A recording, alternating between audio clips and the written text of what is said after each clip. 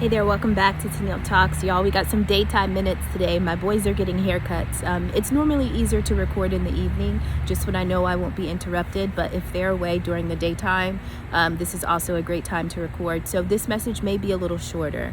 I also want to say that this is going to be posted on Wednesday morning, and at the same time that this is posted, I'm also going to put in the community board or community page all of the information for the mini love readings for Valentine's Day, which I believe is Friday.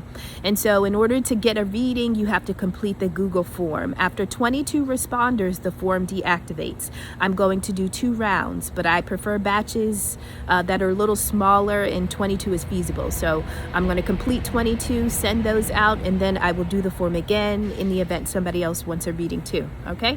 So let's begin the reading with Naaman. Well, the reading begins with Naaman. I did use one of my handmade decks, and the biblical character that shows up is Naaman. So Naaman is a Syrian military leader, and he was the only person in the Old Testament to be he was the only person in the Old Testament to be cured of leprosy. Okay, now leprosy was very much like an unclean spirit. And it was almost like social suicide, right? So I want you to imagine Naaman. He has wealth, he has muscles, he has might, he's a man of valor, he's been bringing home victories for the Syrian army. But when you take his armor off, his flesh is almost rotting in and eating itself, right? So just think about the difference in that. So here's the story about Naaman. Naaman at some point takes captive a young Israelite girl, and this young girl becomes the maiden, the mistress to his wife, right? And so at some point, the young girl says to Naaman's wife, I wish that my master, her master being Naaman now, I wish that my master can go spend time with the prophet so that he can be healed, right? He can be healed of leprosy. So the master she was talking about would have been the prophet Elisha, and that was in Israel. So Naaman takes the same information that his wife has given him from the Israelite girl. He takes it to his king.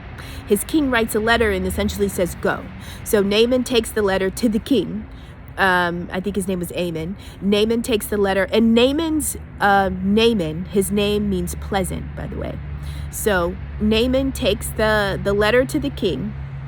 And the king rips his clothes, and he's pissed because essentially he's like, dude, I'm a king. I don't heal lepers. This is above my pay grade, right? And so this king is essentially like, are y'all choosing violence? Are we about to go to war? Because this just doesn't even seem fit for me. Well, in the process of the king having this temper tantrum, the prophet Elisha is listening. And so the prophet essentially summons Naaman to come to his dwelling, wherever that was. So when Naaman gets to the prophet Elisha's, the prophet never comes to the door. The prophet never meets with Naaman face to face. Now remember, Naaman is a mighty man. He is a warrior, right? So imagine the way he perceives himself, right? This is a man he's strong. He has a high self-esteem. He's wealthy. Hold on, the boys are on the way. All right, I gotta do this fast. The boys are on this way. Okay, so he gets to the prophet Elisha's. The prophet never meets him face to face. The prophet essentially sends a messenger to the front door, and the messenger tells Naaman to go dip in the Jordan River 7 times. Well, Naaman is like, what? The Jordan River 7 times? Essentially, Naaman was expecting this to be this grand gesture. He just thought everything, because he thought about who he was, but he didn't think about how easy something like this is for God. So when he thinks about himself being cured, he's expecting this majestic event to take place. But the prophet didn't even meet him face to face. And then the diagnosis, the prescription he was given was go dip in the 7th river, and Naaman didn't even prefer the Jordan River. He would have preferred somewhere else. So he was totally offended to the point that he refused to do what was told of him to do. And so Naaman's crew, his servants, they're like, you may want to think about this. What if this is just what, God doesn't need anything to be mighty. God doesn't need anything to be grand. You're a man. And so this is almost like sometimes even men who have amassed wealth and power and influence, and they've got all these victories behind them. Sometimes they forget that,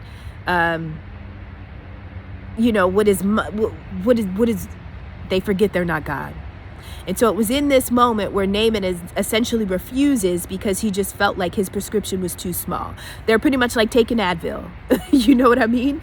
And so he's offended and he rejects and he resists until his team can kind of like talk some sense into him. He goes, dips himself into the Jordan 7 times, leprosy's gone. And after that, he essentially rejects all false gods, false idols, and, converts. So that is the story of Naaman. So how does that relate to this reading? I want us to think of ourselves as Naaman, but reverse, right? And so Naaman had the strong armor on the outside, but then under him, his flesh was essentially dead and rotting.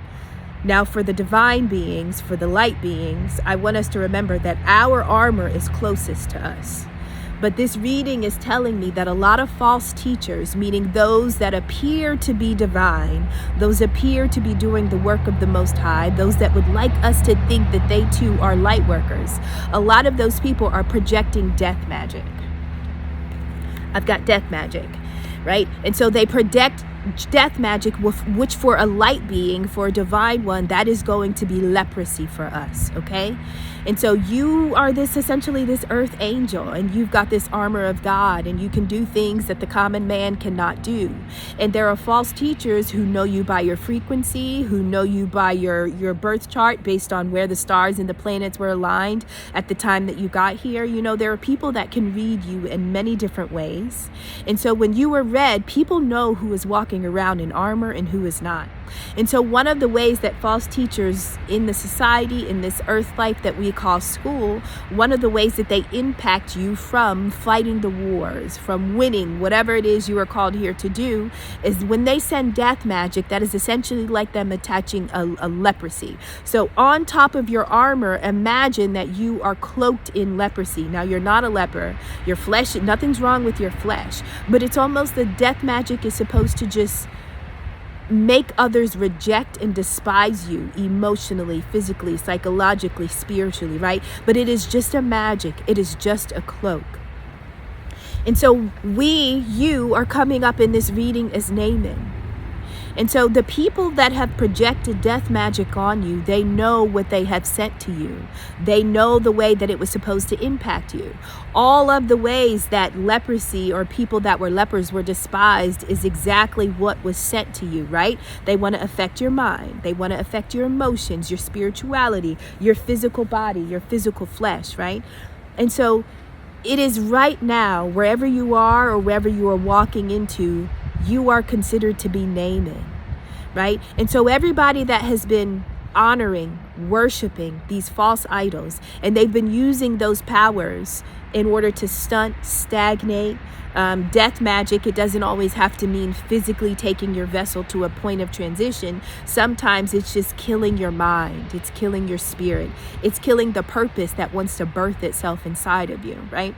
And so you're Naaman, but your armor is divine. The death magic is what attaches what seems to be leprosy, but you have been healed of something. And it is only through your healing, it is only because you did not succumb, meaning there is a level of status attached to you. Why would they send death magic that's almost like making you become a leper? It's because you have status. There is a height that you were supposed to reach. There is something that you were supposed to do.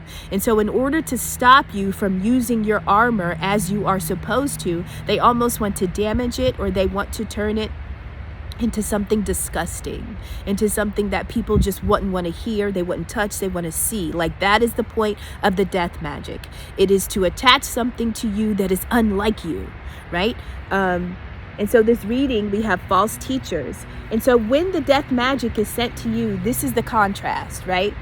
And so this is you when you're wearing the armor of God. People are going to be enamored with you, right? We're in all white. There's purity. There's hearts. Like, you only want to give love, right? Like, you're only here to just love and to use your healing abilities, in order to assist all those that are in need, right? Everybody has an armor. Every divine being, we are wearing armor, but we all have an army to lead, right? And so we are in the process of leading our own individual armies wherever we are in our life right now, right? And so these false teachers recognize that, if you are able to do divinely what you are called to do, it impacts their systems, their institutions, right? Everybody is believing that those people that have stages and platforms are really who they say they are. And the only reason why they believe that those people are really who they say they are is because they are walking around in essentially a false armor. Underneath them, their flesh is rotting. For us, it's vice versa. We are switched.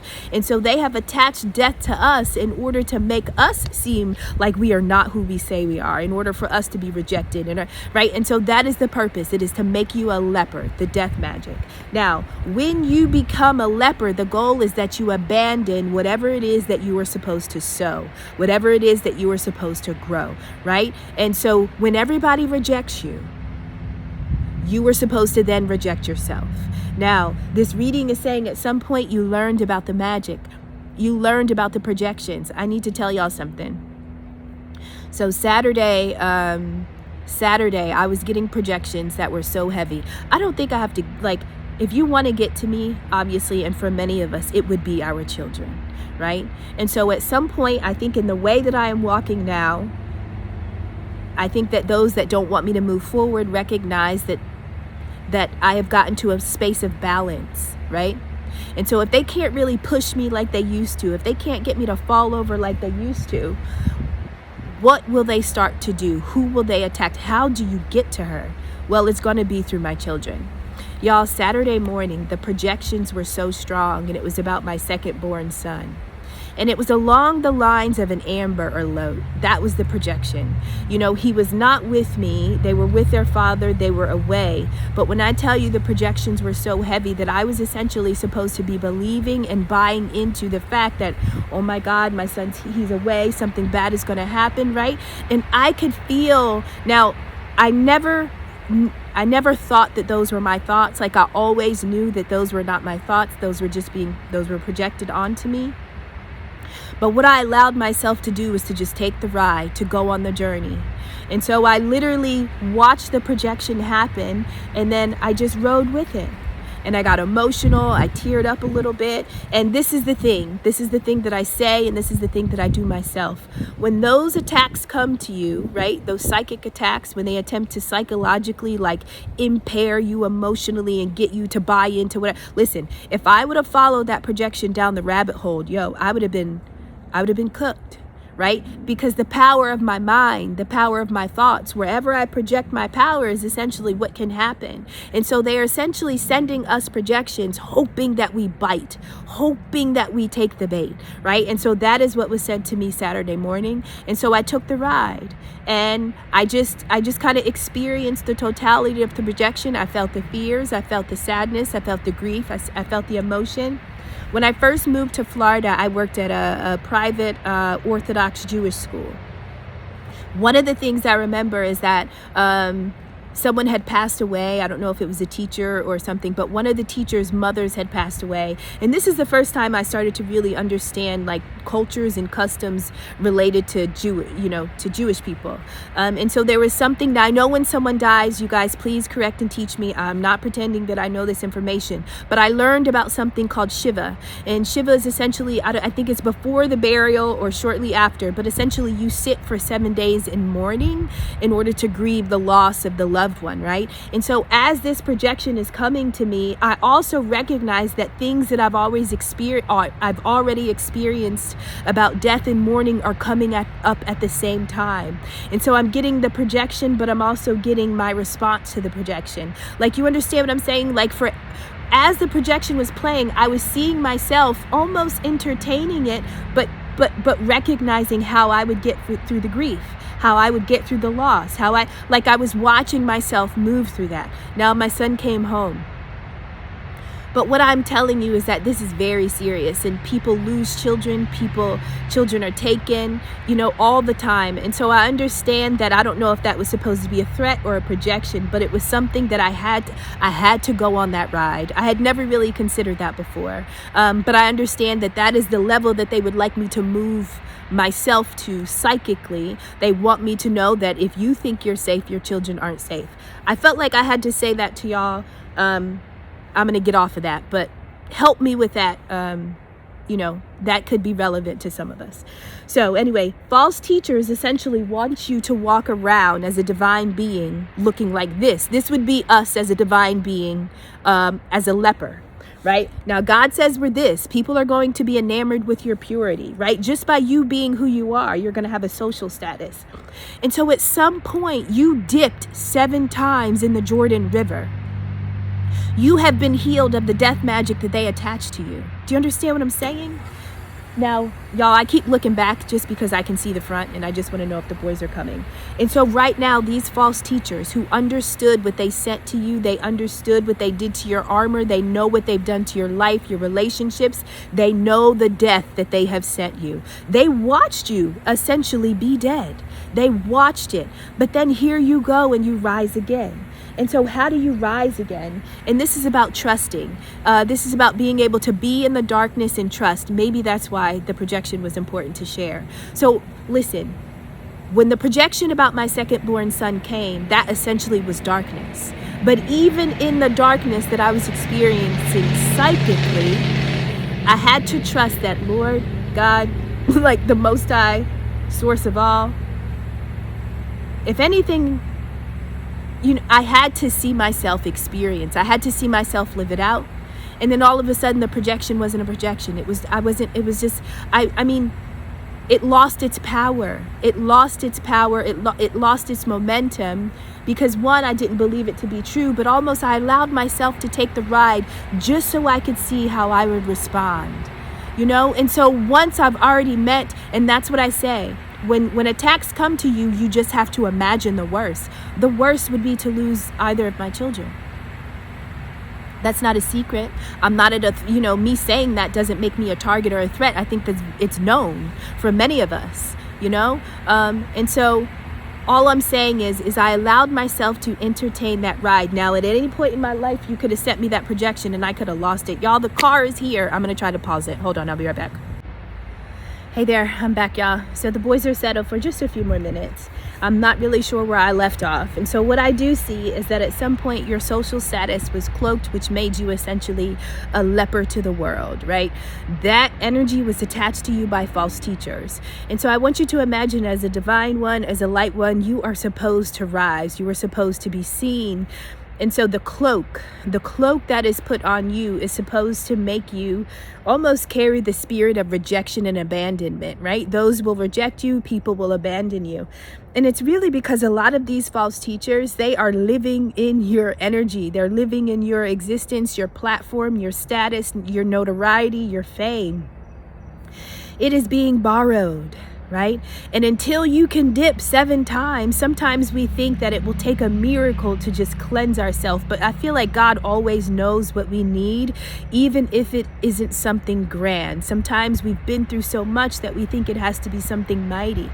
But in this situation, it was just really something very small. So I don't know how that fits. I don't know if the stain that you have on you is emotional, psychological, physical, but whatever it is, this reading is saying that there is something in the shadow. So every time that there is a projection put on you, like every time that they essentially put something on you to turn you into a leper, imagine that you are walking around in darkness. That is your shadow. And so I feel like the projection that I was sent about my son, I was supposed to live in that darkness probably for the rest of the day. If I would have lived there for the rest of the day, they would have had a field day with me on Saturday. They would have been able to attack me endlessly. Why? Because my energy, my vibration, my frequency, all of that would have followed the thought pattern that was projected on me. That would have been fear, grief, sorrow, sadness, remorse, all those like low vibrational. And so when we feel those projections, I think our immediate job is to take a bath, to cleanse yourself. And the way I cleanse myself is honestly, I got emotional and I did cry, but I saw myself accepting the reality almost as if it was true. And then I said, well, what would you do if, God forbid, Tennille, what would you do? I'd sit and shiva, right? Because I learned that. I thought it was the most beautiful thing. Like, I just had to entertain it. And then afterwards, I promise I felt better. And then it could hold nothing on me. But if I would have ran and if I would have escaped it, and if it's almost like sometimes they throw you something, you kind of have to own it. You kind of got to look at it. You'd be like, okay. And then you throw that shit right back, right? Those are the projections. And so there can have been a series of projections where we kind of have been living in, and we haven't been able to throw them back. We haven't been able to purify ourselves of them. We haven't been able to get clean. And sometimes maybe like Naaman, we think it has to be something grand because they have done grand things to us in order to essentially destroy your place in life, the place that you were divinely chosen to walk in, right? But the thing here is that God always knows what you need, right? And so sometimes, just like Naaman, sometimes we may think that it has to be something more than that, but I think maybe we just forget the might, we forget God's power. So this is saying that the same people that turned you into the leper are now watching you be enamored. And the only way you could have been, the only way people could have seen you in this way is if you literally took a bath, if you've cleansed yourself. So the number 7 can be significant. Spiritual baths are something that I believe in. I've never taken the same spiritual bath twice, right? But I feel like a lot of the things that I have been able to rid myself of, it's because I had to dip, right? If you send me some magic, I want you to know that all I have to do is wash my ass to fuck you up. For real. That's all I have to do, right? And it seems like really a spiritual bath. I'm here. I'm still here. I'm still here, right? Yes.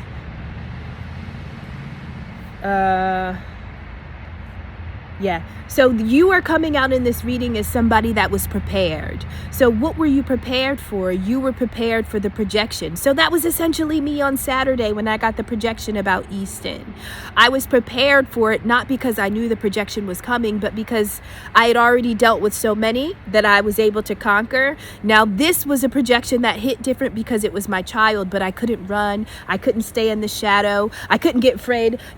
Now maybe a while ago I would call their dad and be like, hey, are you guys okay? Are you guys, like, I totally would have bought into it and made it my reality, but it never left my physical body. Like, I didn't speak it out. I mean, I felt the emotion within myself because I can't help but feel. And to have a thought as dark as that, and as sadistic as a child being taken or stolen or harmed, or like to even have that thought, of course it weakens me. And so I had to give in and I had to cry, but I didn't cry because I felt that it was going to become true.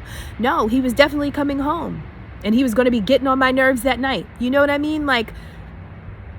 And so what I'm saying is sometimes it can be something very simple, something very simple like that, just entertaining it, just watching yourself go through the projection, watching how you respond and being like, okay, now take it back. Are you done? Are we done here? And so this is what happens to us again and again. And this is what death magic. And the idea is the only thing that they want to bring a death to is your mind power. And so think about the strength of your thoughts. Think about your ability to analyze. Think about your knowledge, your wisdom, right? In order for you to have free reign, you had to have cleared out all of those projections. And so anytime somebody sees you healthy, anytime somebody sees you well, I want you to imagine that they are preparing to set. Now in this reading it says that every time you have taken a bath and cleansed yourself, it's almost like they bring you another attack that is supposed to turn you back into a leper. Now this reading says that there was a collaboration, and the point of this collaboration was somebody was supposed to come to you and they were supposed to appear like they were a perfect fit. Now this does not say romantic. This almost seems like an opportunity, like a job opportunity, a move, like somebody's moving, like a job opportunity, a move opportunity, something career, business, workplace, right? So somebody comes in and they just seem like a perfect fit. But the reality is once you spend time with this person, you start to see the value of their fruit. So we have the fruits of the spirit and then we have the fruits of the flesh. Yes? Yep, I'm on my way. Give me just 5 minutes. So you have the fruits of the spirit and the fruits of the flesh. And so they send in this person because they've seen that you've changed your clothes. We literally have change here. And so you go from dressing like a leper to looking like a whole snack, right? And so this is essentially people being like, how did you change your uniform? How did you get that off, right? And maybe they're thinking you did something grand, but you just trusted whatever God told you to do. And it doesn't always have to be something magical. You don't always have to run and buy something. You don't have to, it doesn't always require that. Sometimes it's the small things. And so this is saying is that when they send you the attack, the projection, the death magic, they are attempting to pollute your mind. They want to corrupt your mind. All of the brain power that you need to make that life purpose come to fruition is what they interrupt. Because once you put on the final uniform called your life purpose, they can't fuck with it. And so the idea is every time they see you building, every time they see you getting closer, they want to make you dirty, right? They want to make you unclean. And by making us unclean is through our mind. Everything is mental. Everything is mental. Now, at some point, this is another person that came in. And so this is somebody that comes in and they seem like they're the perfect fit. You're a duo, you're a tag team, like this is going to work. But the reality is that this person was supposed to send you back into the version of who you were before you stripped yourself of the leprosy cloak, okay? You are coming out in this reading as a priestess. Now, at some point, you recognize the hustle. You recognize the way they move. You recognize the way they work. This reading also talks about somebody being in the energy of lust. And so maybe the person that they sent to you, it was lust. Lust doesn't always have to be sexual. Sometimes it's just the idea of wanting and chasing things that gratify the flesh. Okay, and so here you are vibing high. You just changed your whole uniform, no longer a leper, like your armor's shining. You've made peace with the emotional loss, right? And this is giving me the energy of people are jealous that you can change your uniform, that you can polish your armor after they have stained it, right? People start to become jealous, and listen, they are going to be jealous before they allow you to convert them. Before they become a believer, they have to go through the cycles. They have to go through all of the feelings, right? What is it? The cycles of grief?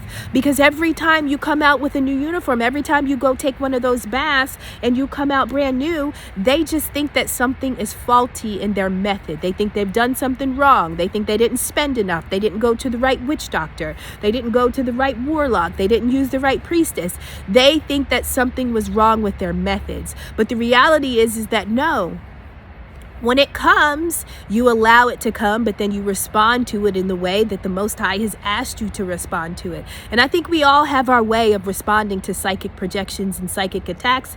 We're never always going to do it the same. But I want you to know that anytime you change your uniform is not always actually an outfit or clothes. Sometimes it's an energy, it's a frequency. Y'all, in the environment that I'm living in now, I am mindful of my smile.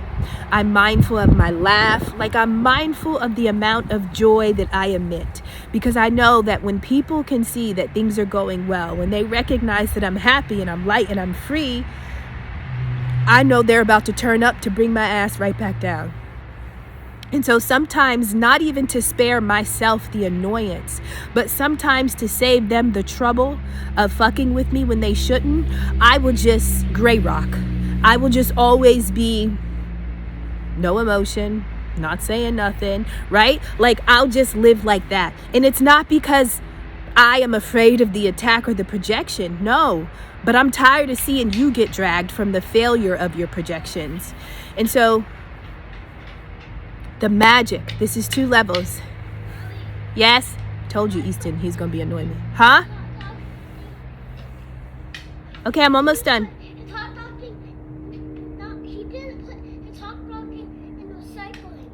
Okay, I can help him. Just give me 1 minute. Y'all, this reading's gonna be all over the place. Please forgive me. So the idea is for you to abandon whatever it is that you're growing. When your energy starts to change, when you start to use your armor to lead, to grow, to develop, to rise, this is where they want you to abandon. And once you walk away from whatever it is you're growing, this is where they almost feel like they have kept you captive. I told you, they could have had me in a chokehold all day Saturday. Easily, right? But that would have been a different version of me. Now, my children are everything to me, right? And so anything that happens to them is always going to pull me outside of myself. But what I'm saying is that sometimes we have to experience. Sometimes I want you to just take the ride. And then after you take the ride, I want you to recognize that God is God. And that projection, it was just the projection. There's so much going on right now. I'm so sorry. But listen, as long as you are confined, as long as you are trapped, as long as you have abandoned whatever it is that you were growing or working on, right? Then you are essentially always going to be a beggar. You're always going to be in poverty, right? And that's what the leprosy is. It's almost like you have become it's like your identity is being a leper. Right? And they want you to stick to that identity. They want you to keep it. They want you to own it. They want you to believe it. And they want you to walk around in the world with it. But what I'm telling you is literally 7 baths, 7 dips. Maybe it won't even take a lot, right? It won't even take a lot. And listen, Naaman didn't even see the prophet Elisha face to face. And so sometimes we think we got to call. We think we got to get it. We think that we have to go to the person. But what I'm saying is that you are the person. And sometimes the direction or the prescription is really not going to be a lot. And it doesn't have to be a lot because it's coming from God. And God doesn't need a lot to do big things in our lives, right? A little from God is a lot for us. And so sometimes pride, and our pride comes from the fact that we are carrying these big offenses, right? And so pride allows us to be offended and to keep that offense because that's what pride does. It gives you the right to be offended. And so sometimes when they do things to us, they are hoping that we pick up these spirits. They're hoping that we pick up these offenses that really mimic them and not the Most High. Because as long as we're walking around in pride, as long as we think a certain kind of way, then there's really no room for us to understand the prescription and to get the prescription filled in the right way. I hope I'm coming through with this, y'all. I feel very scattered right now. And so every time you change your clothes, every time you go through an outfit change, it means that you are moving towards a new opportunity. These opportunities are attached to your dreams.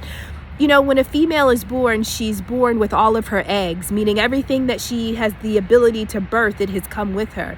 Divine ones and light beings, you have come here with all of your dreams. You are already carrying them. But you can't always walk out or live out your dreams in the uniform of a leper. And so they give you this uniform and then you have to almost go change your clothes. But when you change your clothes, it's really about changing your mind. Every time you change your mind, they will send somebody, not every time, I don't want to be that kind of person. Always, never, every time. Like, I'm not saying that, but at least in this reading, it is saying that when you have changed your clothes, this is when they send in somebody that seems to be mimicking you. This is your mirror. This is somebody that seems to be just like you. They're a perfect fit. But most times these people that are coming towards you, they're really coming towards you because they don't understand how you did what you did. They're actually jealous of the fact that you went through all of that emotional loss, but you still were able to snatch a dream out of the sky, okay? Because they know the death magic they sent you.